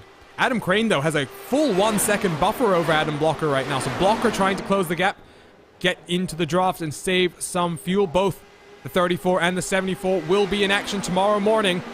The Open Wheels 500-mile race presented by Mitchell Transmissions. Blocker's going to roll off on the middle of row number 3. A previous iRacing Indy 500 winner starts from 8th. And Adam Crane, a rookie to Open Wheels competition, starts right 2 rows behind him in the middle of row number 5. Crane qualifying in 14th for this year's race. Brophy has caught up to the guys out front. Draft starting to be a factor as we work lap number 8 out of our 20 here. Yeah, it's going to be interesting to see how those guys that came in on lap 4 try and really attack this. And Brian, I think, is already peeling off to go back down. It's not really a good sign for him or for Rob Powers, who's going to stay out for another lap. He needs to extend this stint as long as possible. Bryant down on the pit lane. So is Dakota DiCienzo. Those are the 2 cars that are on the pit lane. We're watching Adam Blocker, who has managed to catch the back of Adam Crane, as Rob Powers leads from Jason Brophy, Crane, Blocker, Traino, and Eric Hodel, that 6th car in queue. Brophy down the inside as Adam Crane gets some pressure right now from the number 74. I don't expect these guys to dive down onto the pit lane this time around. 1 more lap.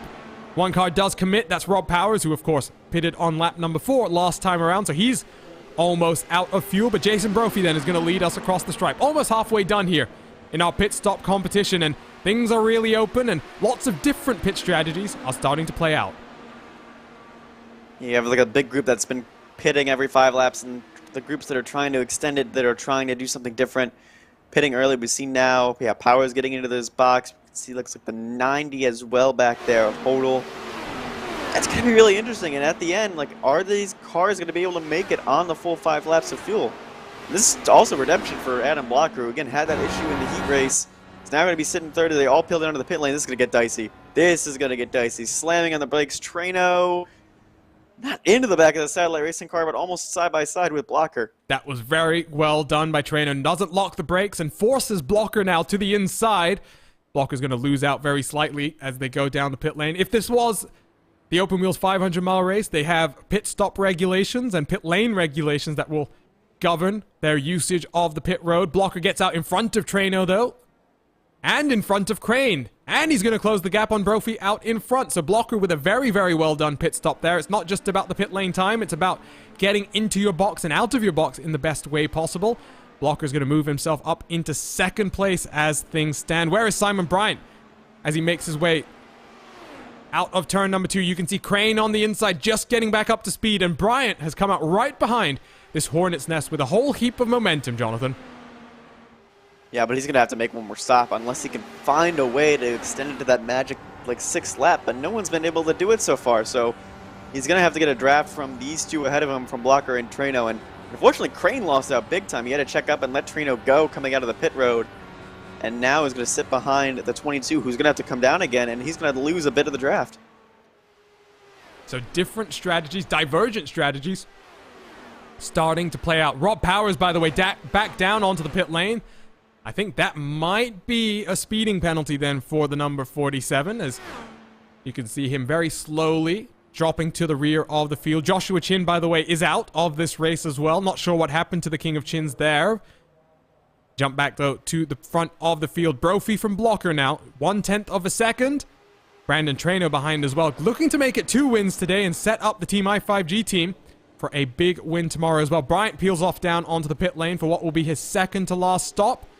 And we now wait and see if anyone's going to follow him. Dakota DiCienzo was the only car to follow him down the last time around. And Dakota not committing. This time it's Andrew Marquez, who I think is following Bryant down the pit lane. This is it's interesting from Bryant, too, because he's going down almost by himself. He doesn't have to worry about colliding into anyone else since he's on that off strategy. So maybe it's going to be useful as now Blocker's looking on Brophy, trying to find a way around. But saving fuel might be a better option. Well, that's what I was mentioning at the start, Jonathan. I mean, it might make more sense to do a slightly different strategy to the rest of the competitors if you can get down onto pit road cleanly without any of them coming with you, because you don't have to worry about them running into you. You don't have to worry about them spinning out in front of you as you try and slow down. It makes things easier, and if you can gain your time on the pit road, might make it a bit easier on the lane. Adam Blocker still behind Jason Brophy. Looks to be saving a bit of fuel from my eyes right now. Getting into that draft as close as he can. Lifting off the throttle. Maintaining the momentum. Swinging that car all the way out from the outside of turn number 3. They've done 3 laps. This will be the 4th lap of their stint. They're about to finish. So 1 more lap to go after this one. And they will be in an interesting spot, Jonathan. If I'm doing my math right, do these guys... are they going to run out of fuel as they splutter across the line? As Blocker is now going to take the race lead away from Jason Brophy. I think if they are able to save enough in the last stint, they're going to be able to get it. They're just not going to be able to drive back to pit road under their own power. But it's going to be close, which what I think is where Brian's strategy might come into play, is that he's not going to have to worry about maybe sputtering across the line or maybe running out a little bit close. As now Treno... Whoop, that was... All right, that was a bit dicey, you two.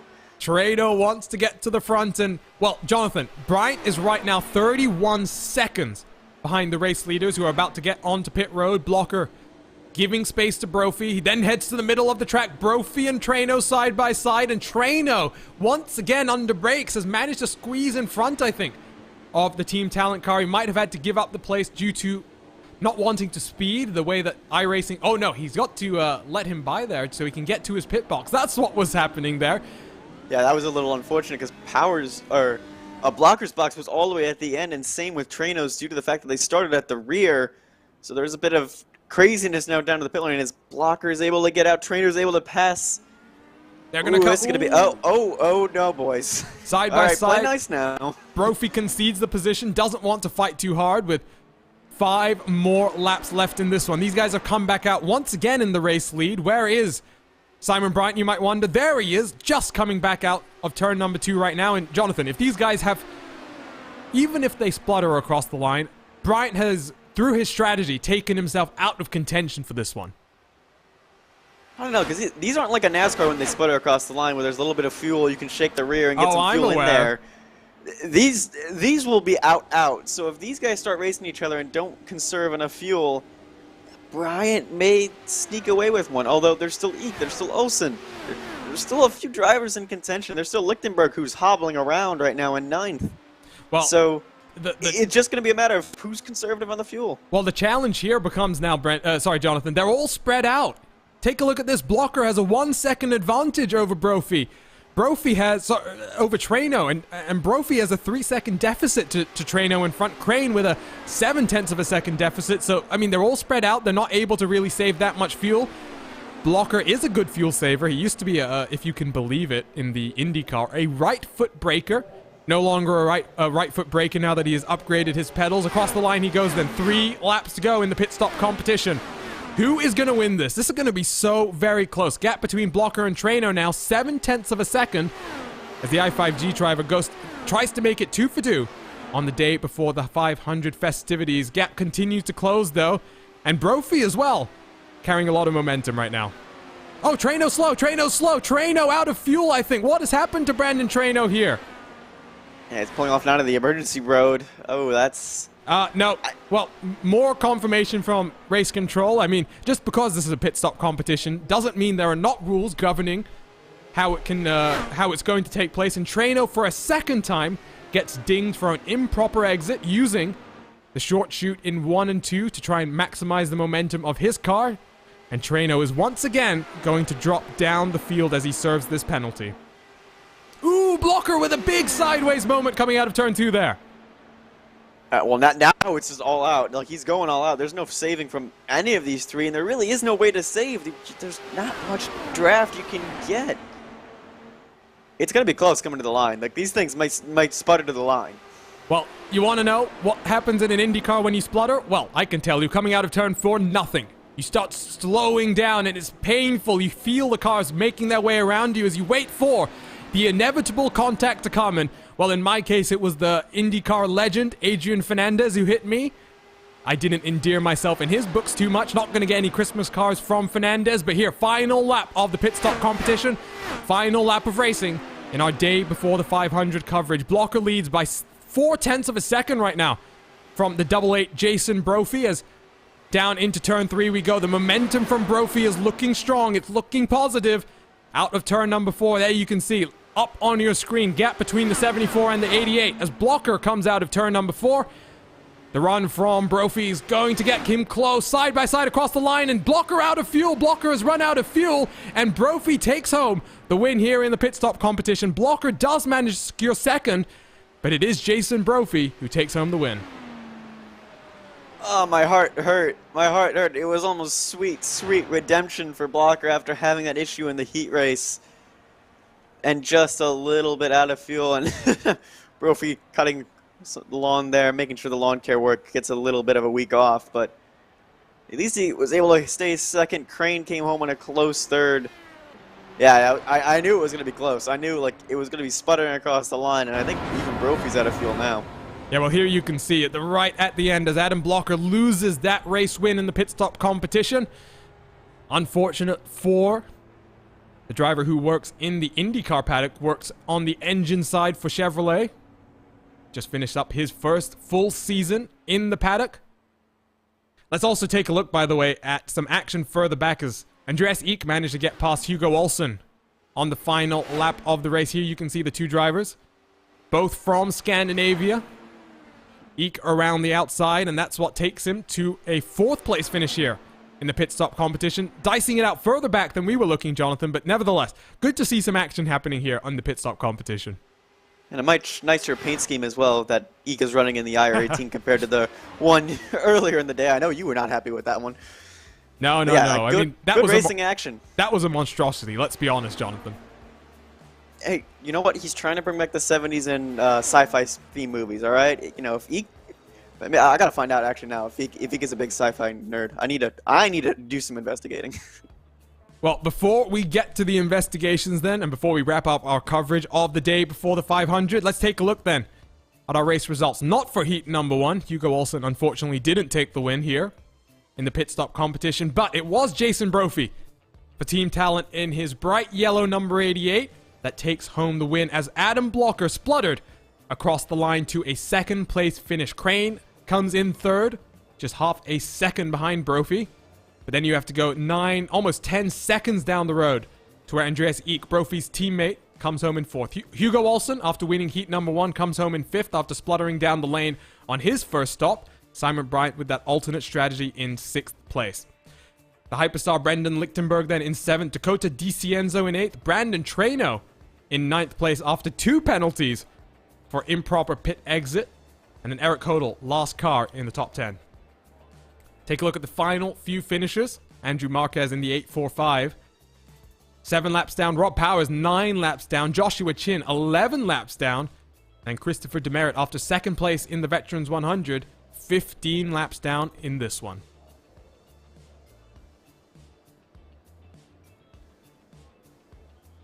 So I tell you what, Jonathan, we've got a few more minutes before we wrap up, and let's take that time to talk to some of the drivers who we'll see tomorrow in the Open Wheels 500-mile race, and the pit stop competition winner for 2020, Jason Brophy. And Jonathan, you're standing by with the driver of the 88. It's a good effort from you, Jason Brophy, and you were able to maximize strategy, maximize fuel. What was it like seeing that car right in front of you just run out of fuel coming to the line? I knew it was a possibility, so I knew it had to be as close as I possibly could get. And I knew he was running the weight jacker up because I saw him slide off. I think it was one of those laps. So I'd had to save the run before being the lead car. So I figured, you're just short of fuel to make it if you're flat out in the front. So it was exciting but then I had to figure out, okay, how am I gonna not or get around him because it's gonna block probably a little, and just had enough time to get past him and get to the line first. So it's exciting. And how was the final race different from the heat race? The heat race only 12 laps, so you could do a little bit more strategy, but that final race, you were going to be close no matter what. You had to extend it all the way out to 5 laps. Yeah, I think I played the first race a little more aggressive because I kind of wasn't paying attention to the fact that it was just the first race. And then I know Trano got his penalty, and when we came out of the there, so I thought I was in pretty good shape, but I think the people that went longer could short pit a little more, get a better launch, cleaner launch, had a better run. This one, I knew you had to basically run it as far as you possibly could, and even then, it was still close, as we clearly saw at the end. So just the aggression level in the last one, there's nothing after it, I guess, but I kind of drove both that way. So and what's it like coming down pit road with all your competitors right around you, almost on no fuel, time after time again? Like, how anxious were you as drivers were ducking down and getting as aggressive as they were on the brakes? Thankfully, I put myself in a pretty decent spot on all the pit entries. I wasn't stacked between 3 or 4 drivers. I think I was always first or second one entering pit road, and then I'd leave a little room to my right, a little room to my left, and then we could sort it out once we got onto pit road if we could. But it's just nuts, right? You got so many cars going on a pit road. I think we saw stack up on the first one with the Merit and Chin. And so I think there's just, that's the product of everybody trying to get everything they possibly can on entry to pit road. So. And how key is that going to be for tomorrow's bigger race? Obviously, you're going to be racing in the number 88 that we just saw. I mean, you can definitely lose it on pit entry. If you overstep it, and, today we could be a little more aggressive. There's not 200 more laps or the open wheel 500 sitting on the line. I mean, everybody wants to win. But, so you got to be, you're probably a little more conservative on your pit entries, just to make sure. And then typically you'll have new tires coming out of your pit box, because that actually mattered a lot more in this one, since you were not taking tires on every stop. Made getting out of your pit box a little more poorly, even taking the access road there a little bit touchier. So tomorrow you're going to be able to go harder on exit, but easier on entry in all likelihood, just because you want to make sure that you don't throw your race away with a 40-second pit entry speeding penalty or spinning into the wall, depending on how your entry goes. So can definitely lose it there, and maybe it'll be one there, but you can definitely lose it there. Jason, one final question before we let you go. You're going to be rolling off on the inside of row number 4 tomorrow. You're a rookie to the Open Wheels 500 and not a rookie to 500-mile races here at the Brickyard. You've won an iRacing Top Split Indy 500 before. What are your expectations for tomorrow? Your teammate Andrew Wood was very confident about one of the Team Talent cars winning out of the 10 that you guys have entered, but I'm sure you must be thinking about this race and trying to build upon the strength and success that you had this past May in the iRacing Indy 500. Yeah, in the end, it all boils down to you got to finish all 200 laps, so that's the first goal. If I don't finish all 200 laps, I'm definitely not winning. I'm definitely not finishing top 5, or at least I hope, because that means something else went horribly wrong. If I got to finish all the laps, and that's the first step to putting myself in position. After that, if I can put myself somewhere near the front toward the end, you have a shot. That's the goal, and I hope to do that tomorrow. I think we got a lot of cars, a lot of strong drivers in the field here, so step one is just be in position to be around at the end. I know I kind of got there at the end of the May Indy 500, but I'd like to think I'll drive my way there versus strategy. So, well, good luck, Jason, and can't wait till tomorrow and the 500 miles that awaits. Thank you very much. Appreciate it.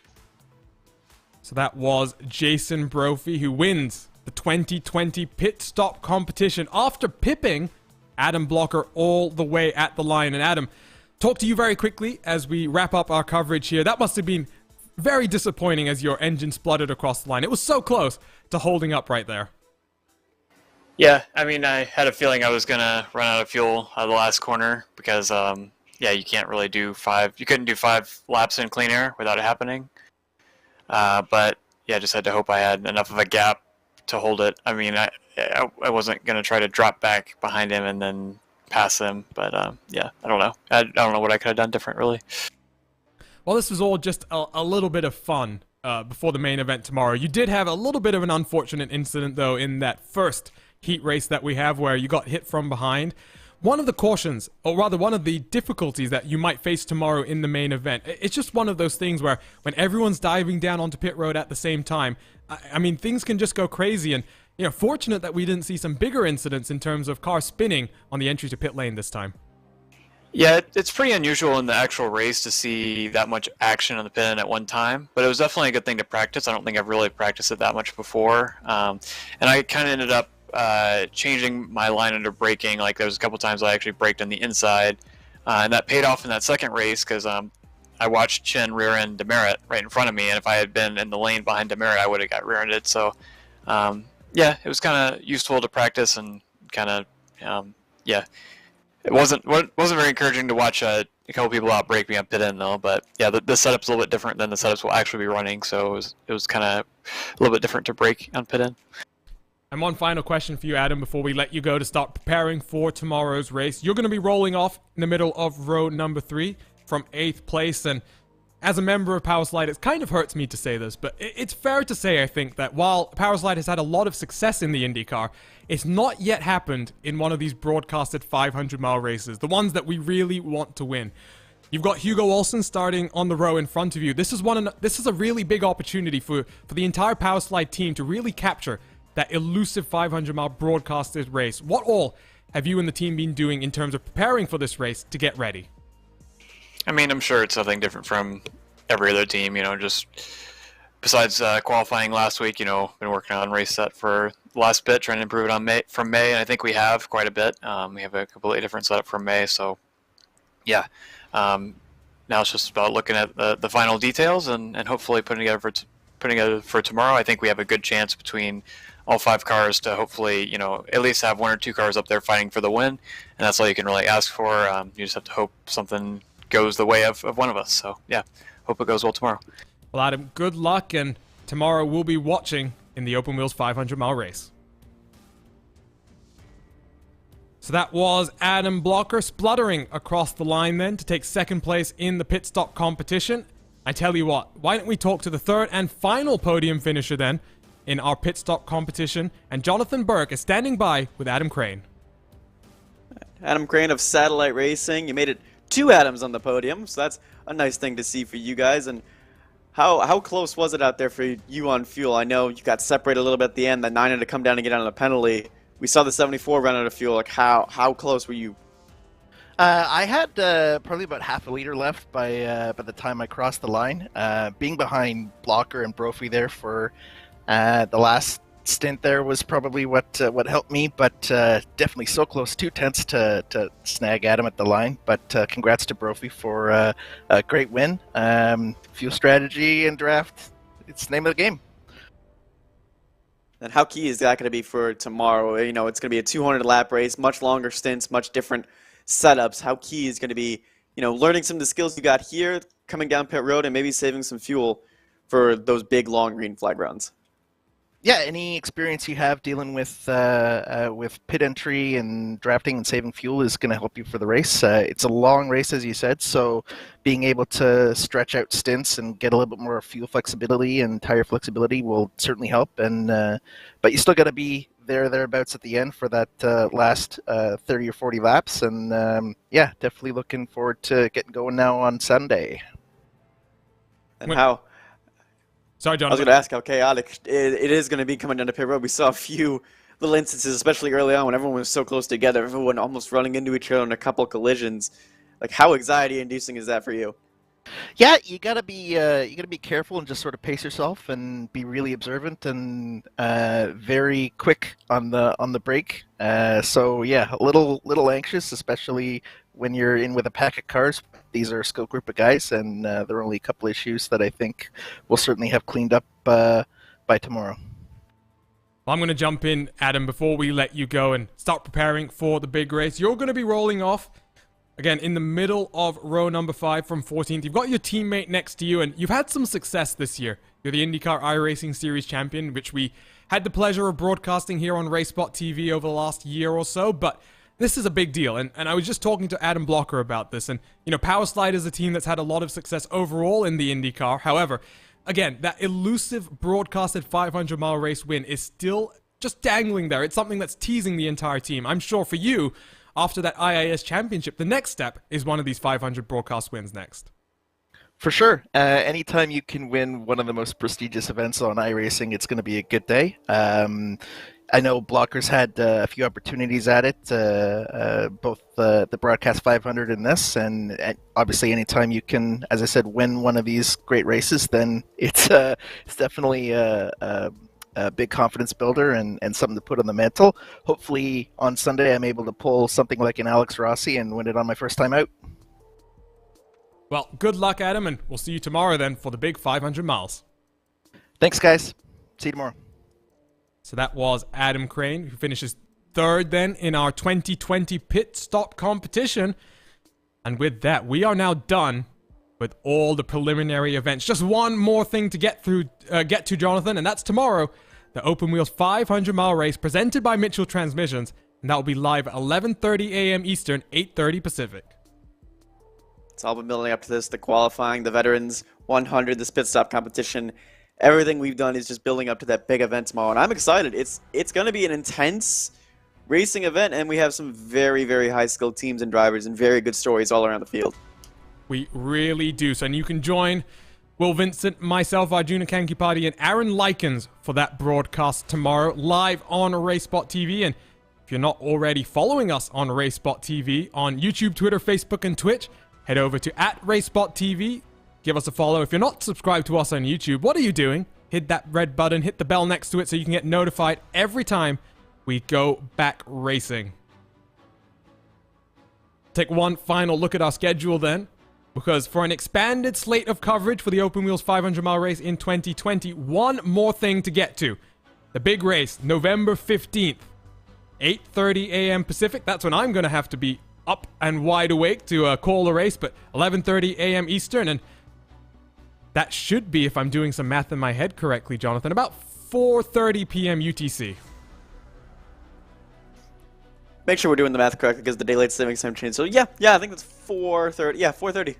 Good job. Woo-hoo. There we You go. don't need a math department. I can add 11 plus 5 equals 16. There we go. We figured it out. But that's going to be it for us here then live on RaceSpotTV for coverage of the day before the 500. The Open Wheels Veterans 100 was taken by Brandon Traino for the Team i5G, and the pit stop competition taken by the 88 Jason Brophy for Team Talent. My name is Arjuna Kankipati, joined by Jonathan Burke for this one, with TV cameras provided to us by Istvan Ballo and TrackCams22, car cameras provided by our very own Tyler Maxson. We'll see you tomorrow then for the Open Wheels 500-mile race. Don't go anywhere on RaceSpotTV. We'll be back tomorrow for the last event in our coverage.